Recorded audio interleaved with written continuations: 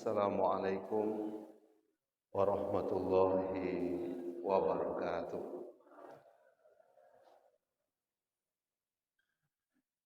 Innal hamdalillah nahmaduhu wa nasta'inuhu wa nastaghfiruh wa na'udzu billahi min shururi anfusina wa min sayyiati a'malina. May yahdihillahu fala mudhillalah wa may yudlil fala hadiyalah. Asyhadu an la ilaha illallah wahdahu la syarikalah wa asyhadu anna Muhammadan abduhu wa rasuluh. Allahumma sholli ala Muhammad wa ala ali Muhammad. Ayah bunda, bapak ibu, serta generasi muda yang senantiasa dirahmati dan yang diberkahi Allah Subhanahu wa taala. Kita tentu sangat bersyukur atas nikmat umur yang Allah sampaikan hingga malam ini. Sudah 12 hari kita di bulan Rajab ini. Mudah-mudahan usia kita sampai di bulan Sya'ban dan bulan suci Ramadan tahun ini hendaknya. Nah, mudah-mudahan akhir kehidupan kita kelak menjadi husnul khotimah, bisa meraih surganya Allah Subhanahu wa taala. Amin ya rabbal alamin. Tidak lupa selawat kita buat Nabi tercinta, Nabi besar Muhammad sallallahu alaihi wasallam dengan mengucapkan Allahumma sholli ala sayyidina Muhammad wa ala ali sayyidina Muhammad. Ayah bunda, bapak ibu, generasi muda yang senantiasa dirahmati dan yang diberkahi Allah Subhanahu wa taala. Saya terlebih dahulu mendoakan mudah-mudahan Bapak Ibu dalam keadaan sehat walafiat. Mudah-mudahan Allah mudahkan rezekinya. Syukur-syukur tahun ini diberi kesempatan untuk melaksanakan ibadah haji maupun umroh. Amin ya rabbal alamin. Nah, itulah pentingnya kita memiliki harta. Karena menjalankan syariat Islam itu kita perlu harta. Apakah biaya umroh dan haji untuk melaksanakan ibadah kurban atau kemudian membantu ya dalam dakwah itu sendiri. Nah, melanjutkan kajian kita yang masih berkaitan dengan harta. Dalam kesempatan ini coba kita tadabburi Surah Al-Hadid. Surah Al-Hadid ini setelah Waqiah. Surah yang ke-57. Kalau 55 Ar-Rahman, kalau Waqiah 56, maka Al-Hadid ini surah yang ke-57. Bapak Ibu bisa buka di ayat yang ke-7. Di ayat yang ke-7 ini juga ada kaitannya dengan harta. Izinkan saya membacanya. A'udzubillahi minasyaitonirrajim. Aminu billahi wa rasuli wa anfiqu mimma ja'alakum mustaqlafina fih fallazina amanu minkum wa anfaqu lahum ajrun kabir. Terjemahannya, berimanlah kamu kepada Allah dan Rasul-Nya. Kata Imam Al-Mawardi, syarat untuk menjadi pemimpin itu dia mesti satu akidah dengan kita. Gak boleh beda akidah. Nah, akidah seorang muslim mukmin itu dia hanya percaya satu-satunya Tuhan itu adalah Allah. Tidak ada Tuhan yang lain selain Allah Subhanahu wa taala.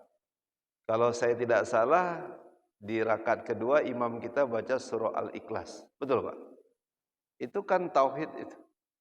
Qul huwallahu ahad, Allahus samad, lam yalid wa lam yulad wa lam yakul lahu kufuwan ahad. Allah itu ya tidak beranak dan tidak diperanakkan dan tidak ada yang menyerupai Allah Subhanahu wa taala. Banyak penjelasan Bapak dan Ibu bahwasanya Allah itu yang memberikan kita rezeki. Ya, sembahlah Allah. Ya ayyuhan nas, i'budu rabbakumul ladzi khalaqakum. Ya, hai manusia, sembahlah Rabbmu yang telah menciptakanmu dan orang-orang sebelum kamu. Kalau diteruskan surah Al-Baqarah ini, mulai dari ayat 21 dan 22, saya teruskan ya, artinya saja. Dialah yang menjadikan bumi sebagai hamparan bagimu dan langit sebagai atap, dan dia menurunkan air hujan dari langit, lalu dia menghasilkan dengan hujan itu segala buah-buahan sebagai rezeki untukmu.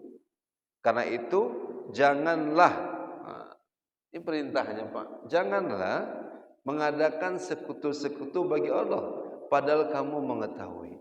Ya, wala taj'alu lillahi andada wa antum ta'lamun. Kamu sudah tahu pohon itu bukan yang kemudian memberikan kamu rezeki. Tapi ada orang jadi caleg nyembah pohon dulu. Maksudnya biar dia duduk. Duduk dia di pohon. Rupa nak terpilih. Itu duduk dia. Tak duduk benar-benar dia Pak. Terduduk dia. Ya. Nah, syarat pemimpin itu mau dari yang rendah sampai yang ke level tinggi, dia mesti beriman kepada Allah.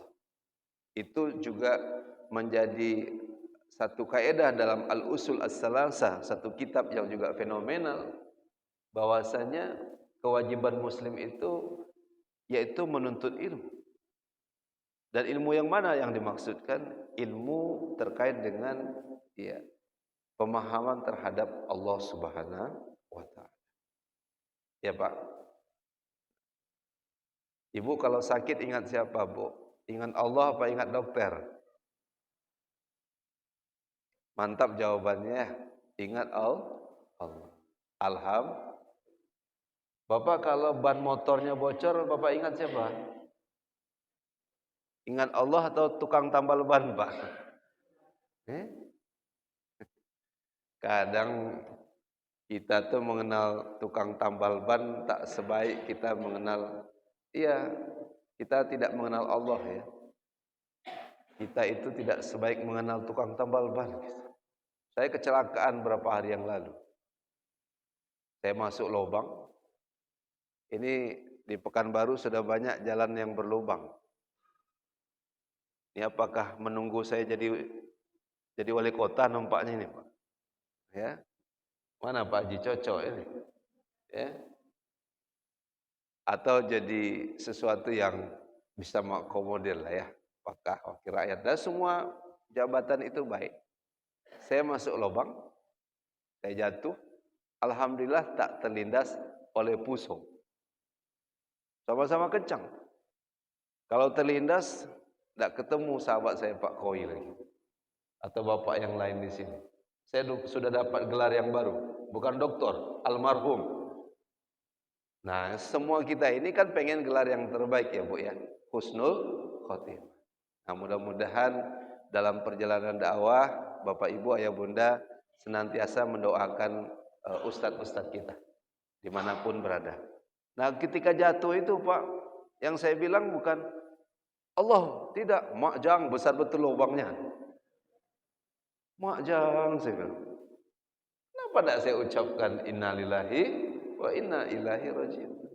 Jadi di masjid mudah untuk menyebut Allah, tapi di luar masjid kita belum tahu mudah untuk menyebut namanya.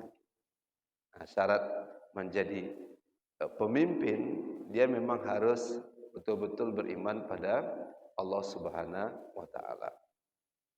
Lanjutan ayat tadi, dan beriman kepada Rasulnya. Nah, kalau saya kaitkan keteladanan Nabi tercinta yang kita ingin rindu bersua dengannya, dan konteks kepemimpinan Rasulullah, Nabi itu hidupnya sederhana atau tidak Pak? Sederhana pakaiannya, sederhana tempat tinggalnya, sederhana yang dia makan, sederhana cara komunikasinya, tingkah lakunya, dan seterusnya. Kadang ada juga orang kalau ngomong ini berlebih-lebihan. Begini-begini dia kemarin. Saya nggak tahu apa maksudnya. Ya. Jadi nggak mungkin kalau saya bilang Assalamualaikum, nggak ada jemaah yang jawab, mana bapak nih, mana ibu nih, nggak mungkin. Tetap dihargai saja orang tua walaupun 5 orang yang ikut pengajian ini, betul Pak ya? Ya. Jadi tingkah laku kita itu juga menunjukkan siapa diri kita. Karena al-adab qabla ilmu. Adab itu lebih utama daripada ilmu. Nah, Rasul itu sederhana dalam berbicara juga, ya, tinggal lakunya yang nggak perlu nggak dilakukan. Ya. Nggak pernah Rasul itu mana Umar nih, mana ini. Mungkin Umar terlambat gitu Pak, kan Syahidul Fulan, mana si Fulan ini? Mungkin karena terlambat tuh nyindir gitu kan, kayak nggak lihat gitu, padahal orangnya ada gitu. Nah, tidak seperti itu. Jadi jangan gulul berlebih-lebihan seperti itu, ya. Nah, Rasulullah orangnya sederhana, ya Pak. Jadi kalau dia datang ke rumah, ini pemimpin umat lah, teladan. Jadi kalau ada sesuatu yang mungkin tidak dia dapatkan seperti makanan, maka dia berpuasa. Kira-kira Bapak pulang habis Isya ini, kalau istri Bapak nggak masak Pak, apakah Bapak sabar? Saya rasa Bapak sabar ya. Insya Allah. Tidak perlu ditanyakan. Ya. Sekali-sekali bolehlah. Kalau sering-sering pecat nanti. Rasul itu sampai puasa. Dan kalaupun ada sesuatu yang mungkin bukan daging, bukan sesuatu yang mungkin enak menurut ya masyarakat waktu itu, dia mengatakan makanan ini asalkan halalan thayyibah, ya baik saja, dinikmati saja. Kira-kira seperti itu. Ya. Bapak dan Ibu yang dirahmati dan diberkahi Allah Subhanahu wa taala, ya. Ini keteladanan. Jadi kalau beriman pada Allah dan Rasulnya, maka kita mesti memahami kepribadian Rasulullah sallallahu alaihi wasallam.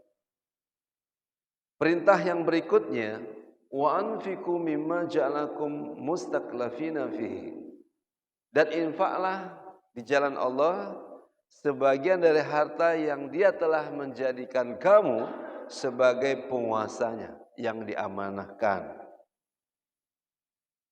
Bahasa orang kampung kita yang di seberang sana, itu dia mengatakan agent of trust, yaitu orang yang diamanahkan. Pemilik harta ini kita apa Allah Pak? Allah ya Bu. Pemilik harta ini kita apa Allah Bu? Allah. Ini babnya akidah, tauhid. Kita ini diamanahkan saja, ya, diamanahkan saja. Maka perintahnya kalau kita diberikan kesempatan untuk menguasai sementara saja, maka dalam kekuasaan kita itu Allah minta harta itu ya hendaknya diinfakkan. Pertanyaan, saya teruskan. Sepanjang hidup kita ini, ibu-ibu ada yang sudah 60 sampai 70. Umumnya umat Nabi Muhammad SAW, kebanyakan yang meninggal, kawan saya baru kemarin meninggal Pak, 69. Ada yang 65. Rata-rata 60 sampai 70. Jadi kalau Bapak besok pagi umurnya dah 60, itu sudah masuk ring 1 tuh. Ya siap-siap saja itu. Ya bukan nakut-nakutin. Iya kan? Nah, kalau ada yang lewat, biasanya balik ke anak-anak lagi tuh. Macam surah Yasin tuh. Ya. Jadi kalau ada orang umurnya sudah lebih 70, hobinya nyanyi-nyanyi, maklum kayak anak-anak. Hobinya joget-joget misalnya. Ya, itu maklum saja Pak. Nah, karena dalam surah Yasin itu dikembalikan seperti dulu lagi. Susah jalannya, ya, nah, dan seterusnya. Baik. Nah, apa yang saya maksudkan? Kalau umurnya sudah 60-70 itu sudah ada tanda-tanda Seharusnya di saat umurnya sudah 60 sampai 70 itu dia hitung. Mulai dia balik, dia punya akal, dia hitung. Lebih banyak yang dia konsumsi atau yang kemudian dia infakkan. Sementara perintahnya di sini wa anfiqu mimma ja'alakum mustakhlafina fihi. Mana yang banyak, Pak? Yang kita infakkan untuk Masjid As-Sabirin atau apa yang kita makan? Saya gini-gini sudah ngabisin ratusan ton ini. Banyak yang banyak, Bu. Harta yang Ibu miliki, Ibu infakkan di Masjid As-Sabirin atau yang untuk beli pakaian. Ya kadang pakaian menumpuk itu kurang nyaman juga suami. Maaf ya, Bu. Ya, pakaian istri itu lebih dominan di kamar tuh daripada punya suami. Lemarinya ada 5 pintu.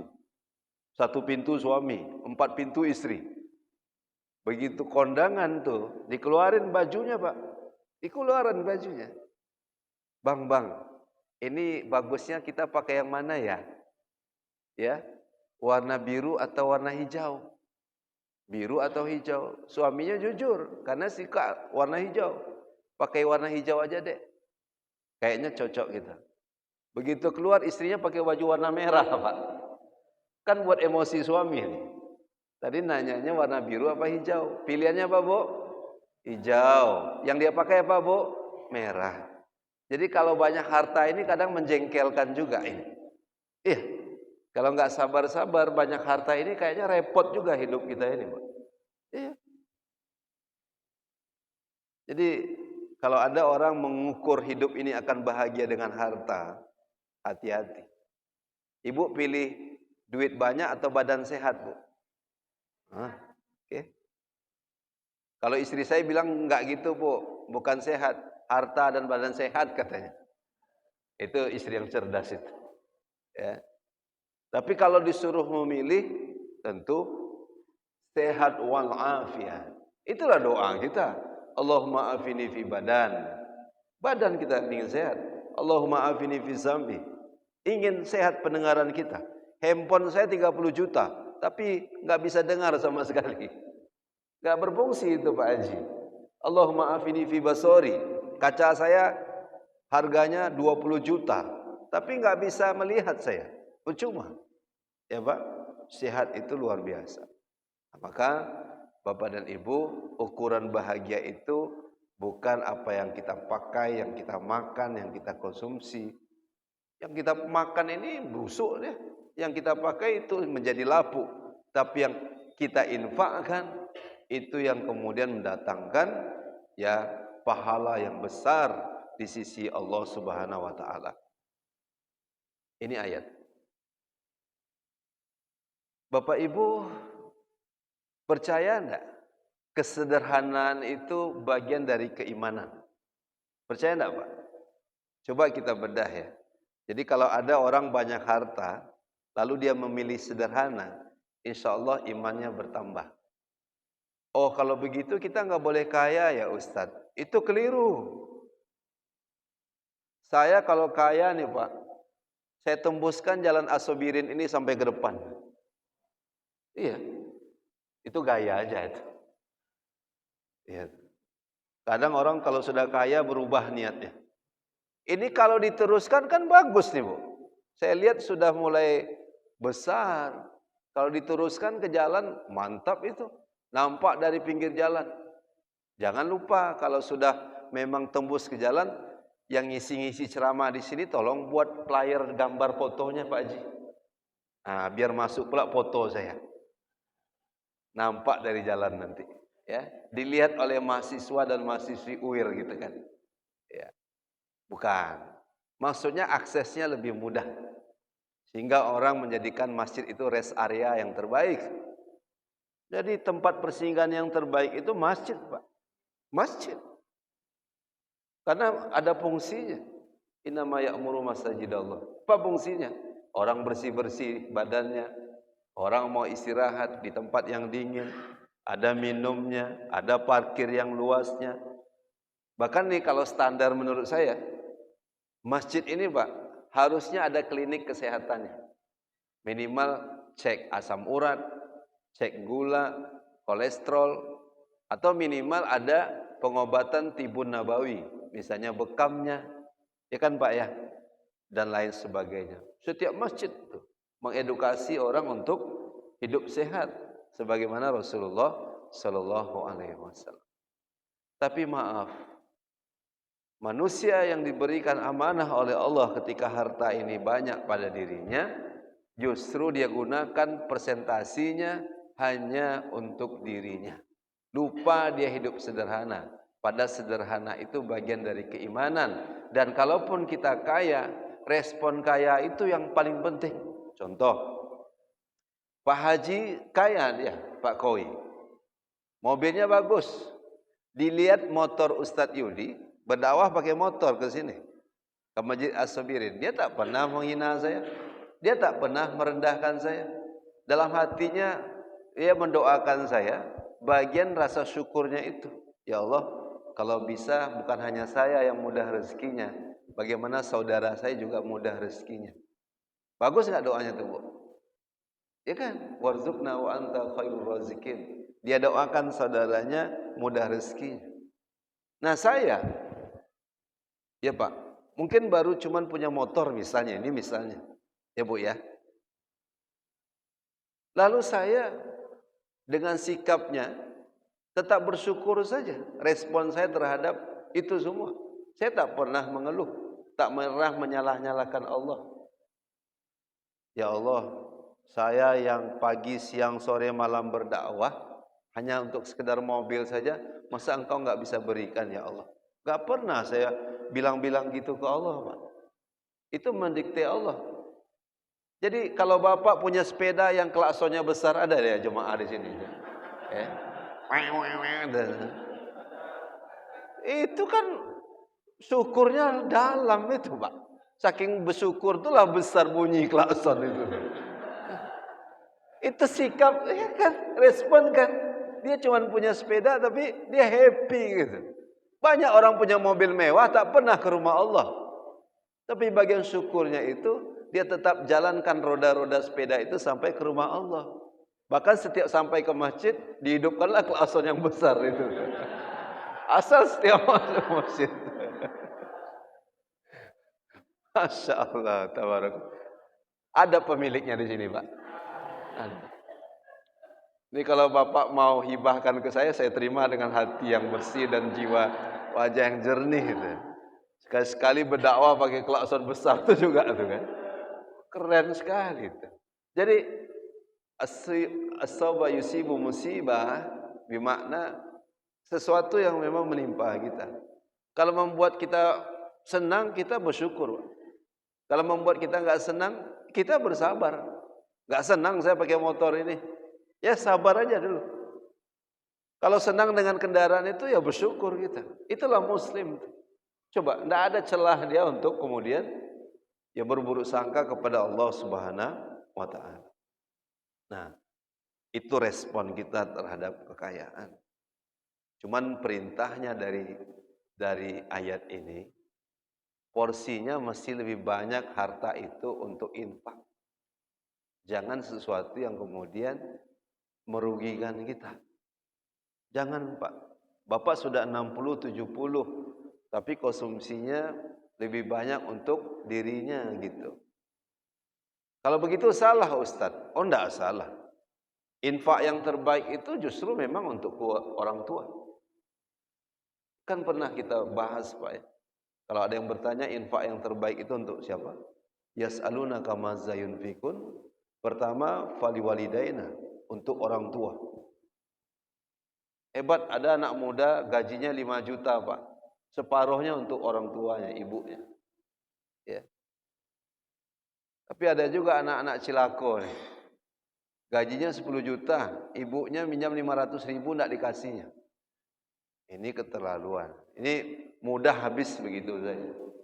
Nah, infak untuk orang tua. Wal aqrabina, untuk kerabat.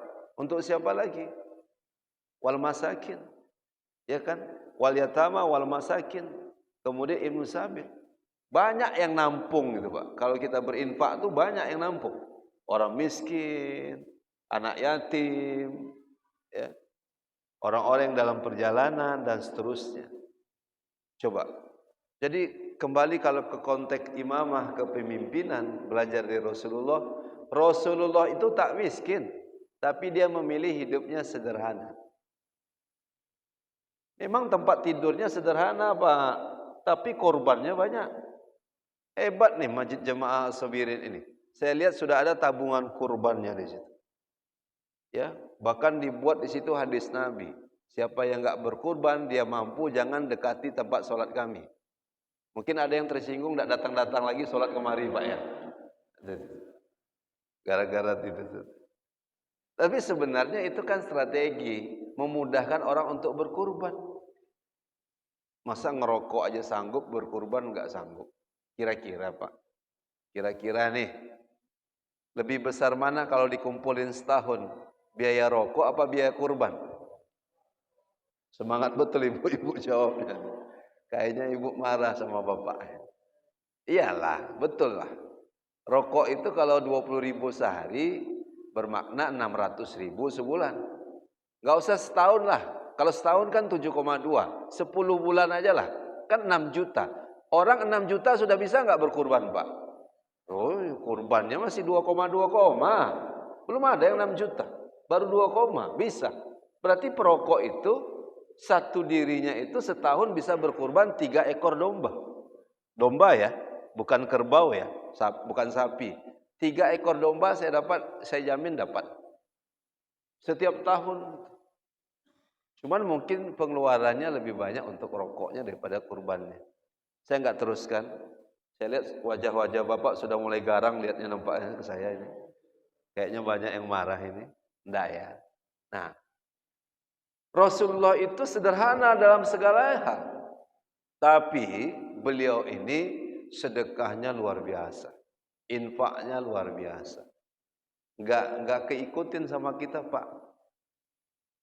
Kemarin itu saya bangga ya. Ada salah satu paslon bilang, jadi ada orang yang disuruh menjaga NKRI ini sejengkal demi sejengkal tanah di Indonesia ini, tapi belum punya tempat tinggal. Bagus enggak tuh idenya, Bu? Bagus enggak tuh, Pak? Paham Bapak maksudnya? Paham? Maksudnya ada misalnya tentara nih, disuruh jaga gitu. Tapi beliau-beliau belum punya tempat tinggal gitu. Lalu idenya ini, calon pemimpin ini mengatakan, wah rumahnya masih sewa, rumahnya masih ngontrak. Bagaimana kita punya gagasan membuat rumah untuk prajurit-prajurit ini gitu. Bagus enggak Bapak Ibu? Jadi saya pulang saya merenung Pak, merenung sendiri saya. Berarti kalau saya miliarder nih, ada nih program, saya bilang ke istri saya. Apa tuh Bi? Tenang sayang, sabar. Saya kebetulan kalau manggil istri saya itu sayang Pak, kalau ada maunya gitu. Cepatlah, enggak sabar dia Pak, dengar jawaban saya. Saya kalau nanti banyak duit, doakan ya, kata istri saya, amin. Ya, saya mau beli tanah, lalu saya bangun rumah, kemudian rumah ini saya berikan kepada orang-orang duafa, orang miskin yang belum punya rumah. Misalnya guru ngaji, ya Pak ya, imam masjid, kemudian siapa lagi Pak? Ya guru di sekolah. Ya, betul Pak. Orang yang selalu membantu penyelenggaraan jenazah ya Pak. Mungkin maaf ini, bukan merendahkan pekerjaan. Misalnya bapak itu tukang parkir gitu. Lalu menyekolahkan anaknya, tapi sampai sekarang beban berat untuk membayar rumah gitu.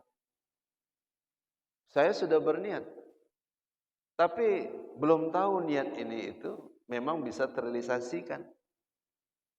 Iya. Saya bilang sama istri, bagus enggak tuh? Bagus sekali. Jadi kalau abang miliarder, mudah-mudahan bisa membuat program ini. Tapi saya ragu pada diri saya, Pak. Mungkin ibu ragu sama saya juga. Nah Bu, kalau saya miliarder Bu, bukan bebaskan tanah ini sampai ke jalan, bukan bangun rumah orang, pasti yang saya bangun itu rumah saya. Betul nggak? Itu normatif. Itulah kita. Saya bangun rumah saya di Pekanbaru satu. Rumah itu satu aja Pak. Satu Pekanbaru, satu Bandung, satu Jakarta, satu di mana-mana. Belum tahu kita sanggup itu. Jangan-jangan bukannya rumahnya yang bertambah, sama-sama orang rumahnya pun bertambah itu. Ya, Ibu nambah pula isinya sekalian gitu ya. Ya. Rumah 1 miliar, isinya 1 miliar juga. Gitu. Jadi kalau ndak paham konsep harta ini Pak, dia akan kemana-mana itu. Dan normatif saja cara berpikirnya. Kita ini memang lebih konsumtif. Gitu. Ya. Tapi coba lihat Rasulullah dan para sahabat memilih hidup sederhana. Jadi kalau memilih pemimpin itu bagusnya orang yang sederhana atau yang berfoya-foya Pak? Israf. Sederhana. Sederhana. Karena di balik kesederhanaan itu ada kekuatan. Percayalah. Di balik kesederhanaan itu ada kekuatan. Pak RT ada datang malam ini Pak? Pak RT? Mana Pak RT? Tuh. Sederhana Pak RT kita. Iya. Sarungnya cap gajah duduk aja. Orang sudah cap gajah berdiri, beliau cap gajah duduk aja. Sederhana Pak RT kita. Ya. Ya, saya bukan merendahkan pakaian Pak RT. Ada kekuatan jiwa, nafs bercampur dengan jasad ini, ya, ruh itu, maka itulah jiwa. Dan dia akan meninggalkan, ya ayyuhan nafsul mutmainnah. Tapi kemudian ruh itu diikuti jiwa-jiwa tadi yang sudah menjadi hasanah, amal soleh ketika beliau menjadi RT. Menjadi catatan sejarah, sepanjang sejarah di lingkungan beliau. Beliau tidak pernah mau tanda tangan kalau yang dia tanda tangan itu satu tempat yang bisa membuat mudarat di lingkungannya. Enggak mau dia tanda tangan. Tanda tangan apa RT? Kami mau buat karaoke agak besar sedikit. Biar Pak Kowi kalau apa enggak terlalu jauh pergi gitu. Pak Kowi pula perginya. Dijualnya nama Pak Haji itu. Iya kan? Kata Pak RT enggak bisa. Ini dekat kampus. Kalau dibuka nanti banyak mahasiswa-mahasiswi itu ke sana. Dia diongkosin orang tuanya untuk kuliah, beli buku, belajar yang baik. Bukan untuk hedonisme. Tanda tangan lah Pak. Enggak. Ini kota pelajar. Ini kota santri. Hebat enggak Pak? Hebat. Ditawarin 100 juta, tetap kekeh. Enggak mau tanda tangan. Mengeluarkan izinnya. Hebat enggak Pak? Di balik kesederhanaan beliau ada kekuatan yang luar biasa. Yang enggak ternilai. Karena beliau memang tak ternilai. Bukan tak bernilai. Karena tak ternilai. 3 hari lagi datang orang tuh. Pengusaha tuh datang ke tempat Pak RT. Ditemanin sama bapak yang sepeda klakson besar tadi. Berharap lembut hatinya gitu. Ini contoh aja ya Pak. Dikasih tidak lagi 100 juta. Tapi 1 miliar. Kata Pak RT, kalau 1 miliar, coba saya tanya istri saya dulu nanti. Mungkin kami nanti malam coba sama-sama istikharah dulu. Ternyata istri Pak RT orangnya sederhana juga. Dia tahu mana yang baik, mana yang buruk. Mana yang maslahat, mana yang tidak maslahat yang menjadi mudarat. Enggak usah Pak, kita dan saya Pak membesarkan anak-anak ini cukup dengan rumah sekarang, kendaraan sekarang, pakaian sekarang, dan segala macamnya itu. Jadi kesederhanaan itu memang kekuatan yang luar biasa. Tapi betapa banyak orang yang hilang nilainya, bisa dijengkal dengan hanya berapa rupiah saja. Nauzubillah. Ya Pak. Nah, itu pentingnya. Makanya kesederhanaan itu adalah keimanan. Nah, oleh karena itu Bapak dan Ibu, agar meraih kesederhanaan ini, yang pertama, kalau Bapak diberikan amanah untuk menguasai harta ini, jadilah orang-orang yang benar-benar bersyukur kepada Allah Subhanahu wa taala. Kira-kira Bapak Ibu sampai detik ini, sampai malam ini bersyukur enggak, Pak? Bersyukur, Pak. Bapak bersyukur enggak dengan pasangan hidup Bapak? Sebelah sini aja, sebelah sini enggak nampaknya nih. Ini lain nih. Doanya capek aja nampaknya kok. Lain kok. Saya bercanda. Bapak sebelah sini tetap bersyukur dengan pasangan hidup sekarang. Ibu, maaf ya Bu, kalau meninggal dunia suaminya, semoga suami Ibu ahlul jannah, ahli surga, amin. Nah, Ibu yang masih ada suaminya ada Bu, bersyukur enggak Bu? Dari 15 orang, 3 orang yang syukur nih. Mana yang 12 orang lagi? Ya bersyukur saja, bersyukur. Ya suami saya memang tidak memberikan harta yang banyak, Ustaz. Tapi dia bisa mengantarkan saya dan anak-anak untuk mengenal Allah Subhanahu wa taala. Coba Pak. Ya, bersyukur sajalah kita menata hati dan jiwa kita dalam setiap keadaan episode kehidupan ini. Itu yang membuat kita tenang, Pak. Jadi jangan kira orang yang sudah banyak hartanya tapi lupa dia bersyukur, kurang terus. Itu sulit dia menemukan ketenangan jiwa ini. Kerasa gerusuk. Tapi bukan berarti Bapak enggak perlu harta itu, perlu. Ya. Tapi dulu kan syukur, buka ruang hati kita, qalbun syakirun. Selalu diulang-ulang, la in syakartum la azidannakum wa la in kafartum min azabil syadid. Bersyukur nomor 1. Bersyukur. Mudah di masjid mudah.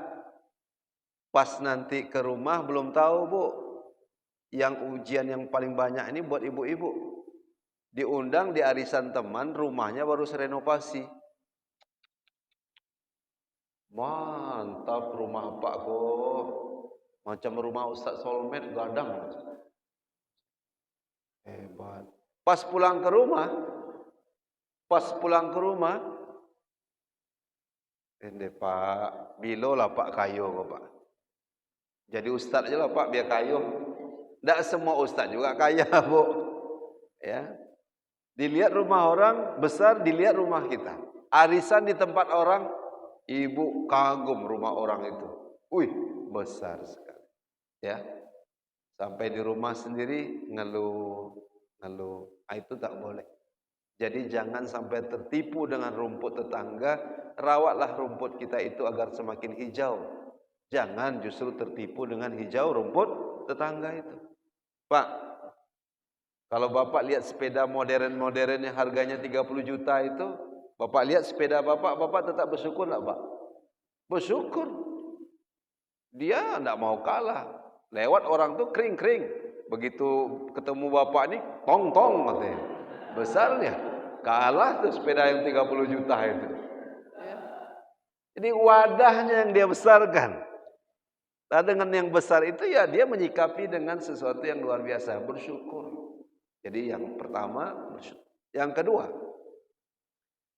ada skala prioritas, tapi banyak orang memaksakan hidup ini walaupun belum prioritas, sehingga membiasakan dirinya untuk berhutang pada sesuatu yang belum prioritas.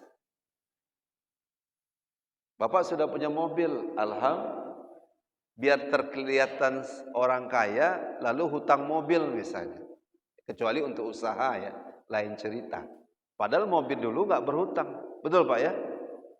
Agar terlihat kaya, memaksakan diri, itu tidak diperkenankan dalam agama kita. Karena kaya dan terlihat kaya, dua hal yang berbeda. Mudah-mudahan kaya benaran, bukan terlihat kaya. Maka sederhana itu tidak memaksakan diri dalam memenuhi kebutuhan hidup ini. Nauzubillah, apalagi keinginan hidup kita. Ibu apa keinginan Bu? Saya ketemu seorang herbalogi, tamatan apoteker Universitas Indonesia, tinggal di tengah hutan. Satu saja Pak. Ini dari peristiwa di Palestina dan di Gaza yang dia lihat.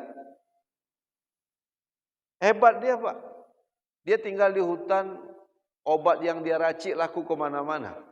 Tapi tujuannya tak ada dengan keahlian, kompetensi, kemampuan dia itu. Dia ingin meraih kemudian kekayaan sebesar-besarnya. Saya lihat tuh obat yang dia jual banyak Pak. Dia kirim-kirim ke seluruh Indonesia. Bunda, umur Bunda berapa sekarang? Sudah 73 Pak. Apa yang Bunda inginkan usia ini? Dia tak bilang tanah saya maunya saya tambah, rumah enggak. Dia bilang saya berdoa setiap malam ke Allah, semoga saya mati syahid sebagaimana saudara saya yang ada di Palestina. Hebat enggak doanya itu Pak? Hebat. Kadang ada orang usianya sudah 70 tahun lebih Pak. Doanya, ya Allah banyakkan kebun sawit saya. Ya, tidak pernah dia doa, ya Allah semoga sampai akhir hayat saya tidak meninggalkan sholat malam. Tidak pernah meninggalkan sholat subuh berjamaah misalnya. Ya Pak ya. Zikir. Kapsulnya kapsul istighfar. Kapsulnya kapsul salawat. Sehat jiwa dan raga itu. Nah itu dia. Harapan-harapan capaian itu. Ini yang kedua. Ya Bapak Ibu. Dan yang ketiga. Kalau suatu saat diamanahkan nanti. Ingat. Ya Pak. Dalilnya di kita. Tapi prakteknya banyak orang-orang non-muslim. Saya kalau sebutkan nama ini mungkin 1-2 Bapak tahu. Ada Warren Buffett, ada Steve Jobs, ada Bill Gates, penemu Microsoft itu ya. Kira-kira kalau kita teliti dan baca referensi itu, Bu, mereka lebih banyak donasinya dari apa yang mereka konsumsi. Sementara dalilnya di kita Pak. Mana qasa sadaqatun min mal. Sedekah itu tidak mengurangi harta. Daun mardokum bisodakoh. Obatilah penyakit kamu dengan sedekah. Macam mana penyakit itu mau sehat? Sedekah 2.000. Uang dititipkan Allah 20 miliar. Sedekah ke masjid 2.000. Macam mana mau sehat? Kalau 2.000 muncul bakul di Masjid As-Sabirin, sembunyi-sembunyi dia. Kalau dia infak 1 juta, baru dia catat. 1 juta tuh gadang tuh. Catat. Sedekah yang macam itu tak menyembuhkan penyakit. Jadi Pak, jangan mau kalah sama-sama non-muslim sana. Orang-orang non-muslim itu ternyata sedekahnya banyak. Bukan 2,5%. Ada yang 10%. Ada yang 20%. Kita 2,5% aja payah. Kalau tak payah 2,5% ini Pak Haji, potensi zakat di Indonesia ini kecil apa besar Pak? Menurut data sampai lebih 320 triliun potensi zakat di Indonesia. Itu bisa dihitung. Iya Pak. Kalau 20 juta aja dengan 2.000 berarti kan 20.000 sehari kan berarti 400 miliar sehari. 20 juta berinfak 20.000 kan berarti 540 miliar. Nah jadi itu urutannya. Nah mudah-mudahan mentadaburi Al-Hadid ayat ke-7 tadi, kita yang diamanahkan harta, persentasinya harus lebih banyak untuk Allah Subhanahu wa taala. Menolong istri itu untuk Allah enggak Pak? Iya, kewajiban kita. Menolong orang tua? Iya. Menolong pendidikan anak? Iya. Kan itu urutan infak yang terbaik itu. Nah, dan kemudian capailah kesederhanaan karena dia bagian keimanan. Dan kesederhanaan itu bagian dari kekuatan. Dan sebentar lagi kita akan memilih pemimpin. Bapak Ibu setuju enggak kalau pemimpin yang kita pilih itu hidupnya sederhana Pak? Bukan dia ingin berkuasa lalu ingin menguasai aset-asetnya, bukan. Ingin kemudian mempertahankan bisnisnya, bukan. Tapi bagaimana kemudian ayat ini ditadaburinya, lalu diimplementasikannya dengan kepemimpinan yang akan diminta pertanggungjawaban nanti. Kullukum ra'in wa kullukum mas'ulun. Apa itu? Nih, lahan orang miskin, jangan suruh orang miskin itu pindah. Suruh mereka beranak pinak bercucu sampai sana. Bantu itu, bantu sekolah ini. bantu bagi hasil untuk masyarakat dan seterusnya. Bukan untuk kepentingan dia. Kan luar biasa itu, Pak. Bukan memperkaya dirinya, tapi bagaimana mendistribusikan kekayaan ini pada orang-orang yang susah. Ya, Pak ya. Nah, mudah-mudahan bisa kita pahami dengan baik. Pemimpin yang sederhana insya Allah akan mensejahterakan dan mewujudkan keadilan sosial bagi seluruh rakyat Indonesia ini. Dan mulailah dari diri kita, walaupun itu tidak mudah, sederhana dalam berpakaian, sederhana dalam makanan, sederhana dalam tempat tinggal dan seterusnya, tapi ingat sedekahnya harus yang terbaik, infaknya harus yang terbaik. Karena akan diminta pertanggungjawaban oleh pemilik harta yang sesungguhnya dialah Allah Subhanahu wa taala. Banyak maaf dari saya, sudah masuk waktunya Pak ya. Terima kasih atas kebersamaannya, kesempurnaannya milik Allah. Demikian tadabbur Al-Hadid ayat yang ketujuh tadi, dan melahirkan kita menjadi orang-orang yang sederhana dalam hidup ini. Kita akhiri dengan mengucapkan alhamdulillahirabbil alamin dan doa kafaratul majelis ilmu. Subhanakallahumma wa bihamdika asyhadu an la ilaha illa anta astaghfiruka wa atubu ilaik. Assalamualaikum warahmatullahi wabarakatuh.